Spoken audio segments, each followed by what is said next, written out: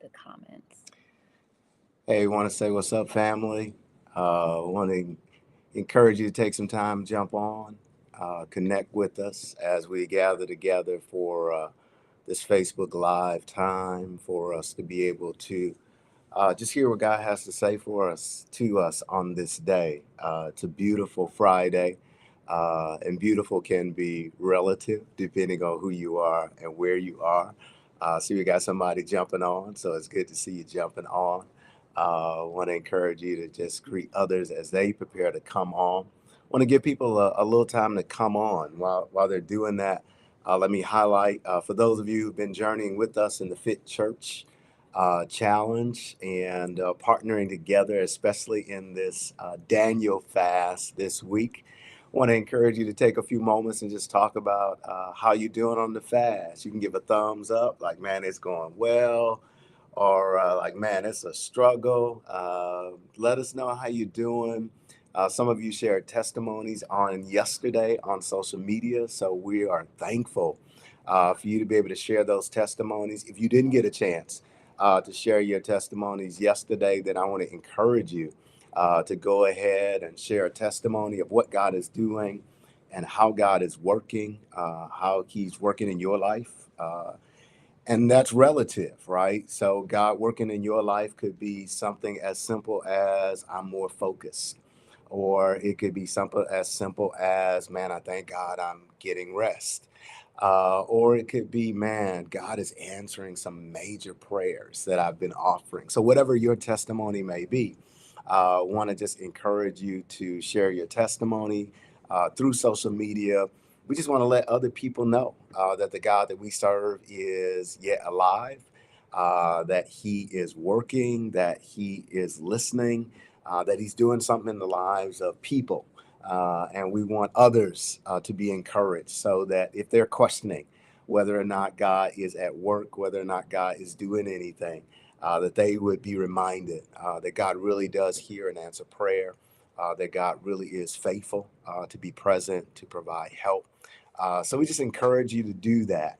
My testimony so far is just this week has been a week of clarity. I have some things that I'm still waiting on answers for, but so far it's just been a week of clarity. My thoughts are clear as I've been able to focus and spend more time with God, but also as I've cut out some things in my diet because of the Daniel fast. So it's been great for me. Being able to be mindful of my body and reminding my body that it's not in control of me. So allowing God to control my appetites instead of me controlling my appetite. So that's the whole intent. So again, as other people are coming on, I just want to say happy Friday to you.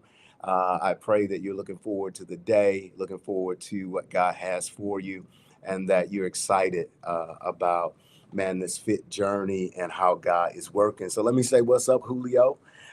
Man, it's a pleasure to everybody else, Lee Whitelow, Rachel Hudson, Sister Cindy, Sister Jones, man, Ashley.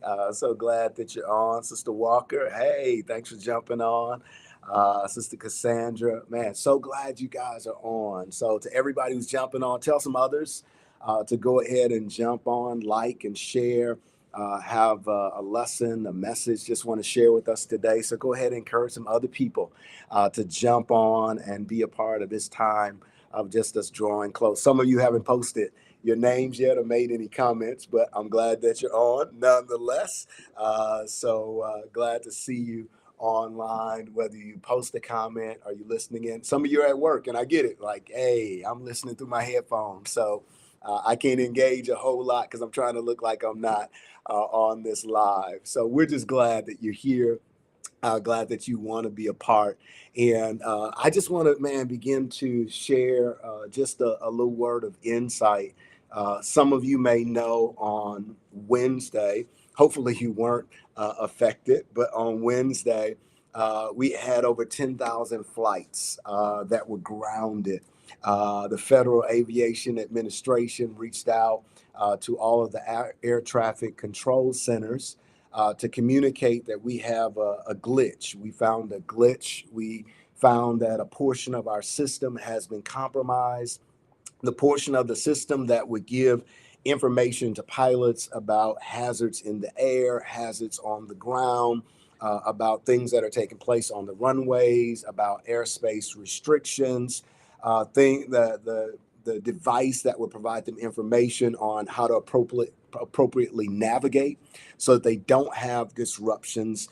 It was compromised. And because it was compromised, then the FAA decided that it was safer for everyone, for the pilots and the passengers, to shut everything down until they could address the compromise of the system, so that they can ensure the safety of both the pilots and the passengers. It was a major inconvenience, but they thought the wisest thing for them to do was to shut everything down, to fix the problem, and then once the problem was fixed, to release people to be able to fly. Now, we know that there's fallout because of that, so flights are going to be disrupted probably for until Sunday because of this major issue that took place. But just want you to think about the control center that runs everything, that provides information, that provides instruction, that gives critical data to the pilots who are flying the planes. Because that was corrupted, then it needed to be shut down. Now, as I thought about that, I thought about us trying to live one life. And in us trying to live one life, we talk about the importance of bridging the gaps between, man, what we believe and how we behave. And I thought about the whole notion that the Bible says that we have a control center that really dictates, that drives, that governs to some degree our behavior. And that control center is called the heart. So I reflected on a passage of scripture in Matthew chapter 15, where the religious leaders of the day are encountering Jesus' disciples like, hey, why are you guys violating the law by not washing your hands before you eat? And Jesus takes them to task and challenges them about their violation of what God has said in order to embrace their tradition. He's like, yeah, washing your hands really is tradition, is not law, but you all are violating the law because of your tradition. So he takes them to task. And while he's taking them to task, the disciples are listening in as Jesus go back and forth, really trying to challenge the Pharisees in their understanding, because their thought was, if you don't wash your hands, then you're going to be defiled. And later on, the disciples really, after Jesus has a discussion with the religious leaders, Peter's like, man, we still don't get it, Jesus. So Peter says to Jesus in Matthew chapter 15, verse 16, he says, hey, verse 15, he says, Jesus, explain to us the parable that says people aren't defiled by what they eat. And then Jesus says, don't you understand? Anything you eat passes through the stomach and then goes into the sewer, but the words you speak come from the heart. That's what defiles you. For from the heart come evil thoughts, murder, adultery, sexual immorality, theft, lying, and slander. These are what defile you. Eating with unwashed hands will never defile you. So Jesus communicates to the disciples and us that the heart is like the control center. For them, when they thought about and talked about the heart as the control center made up their thoughts, it made up their emotions, it made up their will. It was the control center. It was the thing that dictated how they operated and why they did what they did. And as I was thinking about us trying to live one life and us embracing this notion that the heart is the control center, and the dominant idea within the heart being the control center is that idea of our thoughts. I was thinking about, man, if we're going to live one life, what can help us? We're at the end of the week, coming to the end of the Daniel fast for this week, still other practices that we're going to engage in. But what can help us in this place of being able to live one life, thinking about the heart as the control center and the major part of the heart being our thoughts? And I thought about these simple truths, and I want to share them and then elaborate on them. I want to talk to you for a moment about thinking about what we think about. And then I want to talk to us about thinking about why we think about what we think about. And then I want to talk to us about thinking about what our thoughts are producing. And then I want to talk to us about thinking about the things that we really want to produce from our heart. Uh, First, let's talk about thinking about what we think about. If the heart is the control center in this driving, Jesus says, our patterns of behavior from the heart, we behave in such a way. From the heart, our actions flow, and things of that nature. Then it might be important for us to think about what we think about. I don't know about you. One of the greatest tools for me when I first started working in social work is they challenged us to do a time study. They basically said, I just want you to write down what you do with your time. I want you to just document it. I know what you think you're doing with your time, but I just want you to document what you're doing with your time. And man, I learned so much as I document. I was more conscious of what I was doing because I was documenting what I was doing with my time. I paid attention to what I was doing because I was documenting what I was doing with my time. And I knew I had to turn it in, right? So I'm very conscious of what I'm doing with my time because I was documenting it. And I thought about that idea as it relates to, man, how much time do we spend thinking about what we think about? How much time do we spend documenting, like, oh, okay, man, this morning, here were the dominant thoughts that I had early this afternoon, like an hour ago. Here are the dominant thoughts that were running through my mind as you go throughout the day. Here are the dominant thoughts that were on my mind, the things that I was thinking. How much attention do we pay to what we think about? And I want to encourage us, if we want to live one life, if we want to bridge the gaps between what we believe and how we behave, if we want to surrender more to Jesus so that he can control our whole life and not just a part of our life, I want to encourage us to think about what we think about. That's the beginning, to pay attention to what are the thoughts that are constantly on my mind, because those thoughts are driving my behavior. Those thoughts are driving my attitude. Those thoughts are driving my action. So I want to think about what I think about. Then secondly, I want to encourage us to think about why we think what we think, right? So it's not just paying attention to what I think, but now I want to raise the question, why do I think that? Why is that the dominant thought? Why is that thought running rampant in my mind? And really thinking about, man, okay, is the why because I've been taught to think that way?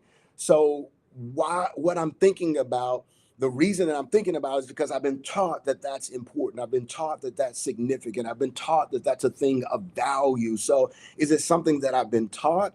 Or is it something that I've caught, right? That as I've watched maybe commercials, as I've paid attention to society, as I've lived this life, then I've kind of picked up, right? People didn't tell it to me directly, but indirectly, it's been communicated that I need to be thinking about these things or need to be thinking this way. So really what wrestling with why, is it because I've been taught, or is it because I've caught it?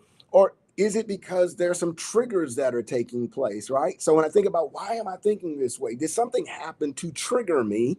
And because of what happened, it took me back to another place where I had thoughts during that time. And those same thoughts now come up in this time because this instance reminds me of that instance. So it may be an encounter with a boss, or it may be a conversation with a family member that serves as a trigger. And we find that every time that something like that occurs, we start thinking the same thoughts. So I want to encourage us to think about what we think about, but also to think about why we think what we think. Is it because we've been taught that? Is it because we've caught that? Is because it's a trigger? Because that's going to help us now when we think about what are our thoughts producing. See, Jesus says, out of your heart, which makes up your thoughts, your emotions, your will, out of your heart, right, comes your action. So the behavior that we see in our lives, the attitude that we have is a result of our control center, our heart. And the dominant piece of that are our thoughts. So it's really wrestling with, what are my thoughts producing? What kind of attitude are my current thoughts producing? What kind of mood are my current thoughts producing? What's my emotional state based on my current thoughts? What's my interaction like at work? What's my interaction like with people based on my current thoughts? So it's looking at my behavior and understanding according to Jesus that my behavior is a result of what's going on in my heart, my thoughts, my emotions, and my will, right? So if that's the case, then I'm producing something based on what's going on inside of me, and just evaluating, paying attention to what am I producing? What I find sometimes in my life, and what I find sometimes when I'm in conversation with other people, is we don't pay attention to our actions and our attitudes enough. As we mentioned and shared before, sometimes our actions and our attitudes are foul, but we don't know they're foul because nobody has highlighted for us that they're foul. But if we just take the time to pay attention to them and to consider them in light of who we want to be as followers of Christ, we would discover, oh, I don't know that I want to think that way, because it's going to produce these kind of actions, and it's going to produce this kind of attitude. So I want to pay attention to what I think, right? But I also want to pay attention to why am I thinking the things that I'm thinking? And I want to pay attention to, is it producing? What is it producing in my life as far as action and attitudes? And then as I assess that, being able to say, okay, if my action and my attitudes are not consistent with Christ, which is my goal, if they're not surrendered to Christ, which is my goal, then what kind of thoughts do I need to think in order for me to produce the kind of actions and attitudes that are consistent with Christ? So I go through the whole journey of thinking about what I'm thinking about why I'm thinking about it, thinking about what it's producing, because I want to evaluate it and assess it to really be able to say, okay, that's not lining up. My mood is not where I want it to be, right? I woke up mad and angry, and I stayed mad and angry, and my thoughts were mad and angry, and they drove my behavior to be mad and angry. So my interactions with people were mad and angry, and man, it just stayed that way. Well, what kind of thoughts do I need to think in order for me to shift from anger to maybe having peace, to having resolve, to being able to say, okay, God, I do have a right to be angry about that, but I don't want to sin in the midst of that. So let me bring my anger to you so that I can think the thoughts that I need to think, so that my actions and my attitude will reflect more of who you are than what's going on as far as the anger that I'm allowing to be dominant in me. So really thinking about the things that will produce different results. Now, with this, I want to take you back. The FAA decided that they should shut the thing down for them to fix it, instead of taking the chance with the corruption of the control center to allow people to fly. The whole intent of us engaging in this Daniel fast and having this time as a fit church is really to slow ourselves down, to shut things down, so to speak, to say, Jesus, I want to give you some time to fix some things in me. I want to give you some time to show me some things about me. I want to pay attention to my thoughts, what they are, why they are what they are producing. And I want to shut down some other things, which is why we're going to have days where we're not going to watch TV, which is why we're spending time utilizing the SOAP system, which is why we're spending time fellowshipping with others. I want to shut down some of the normal things that I would engage in so that you can have time, Jesus, to fix some of the corrupt stuff that's going on inside of me that I've allowed to exist on the inside of me. So that's the whole purpose of this Fit Church journey. If you haven't started the journey with us, you can go to our website, spbaptist.org. Here, look at the information about the Fit Church, download the calendar, get information about the SOAP Bible study, listen to the first message, and join us on the journey, because we're on a journey. We understand that becoming like Jesus is a process, and we just want to surrender not just a part of our lives, but we want to surrender our whole lives. We want Jesus to be in charge of every aspect of our lives so that we can be the best that we can be for his glory and his honor. So the word today for us, as we think about living one life, is just understanding that life integration is important. It's not going to happen by chance. It's going to happen by intentionality. And one of the ways that we can make sure it happens is that we deal with, surrender our control center to Jesus. Dominant part of our control center are our thoughts. So we want to think about what we think about. want to think about why we think what we think. Want to evaluate the things that we're thinking and what they are currently producing. And then what kind of thoughts do we need to think in order for us to have different results? You see, what Jesus basically says to his disciples and to us is that the heart of the problem is the problem of the heart. And until we deal with the heart, then the problem won't change. Our attitude won't change. Our actions won't change. So we want to surrender our hearts to allow Jesus to be at work. So let me try to pay attention now to some of your comments. Has it helped you today? Talk to me. Let me know if it's been helping you today.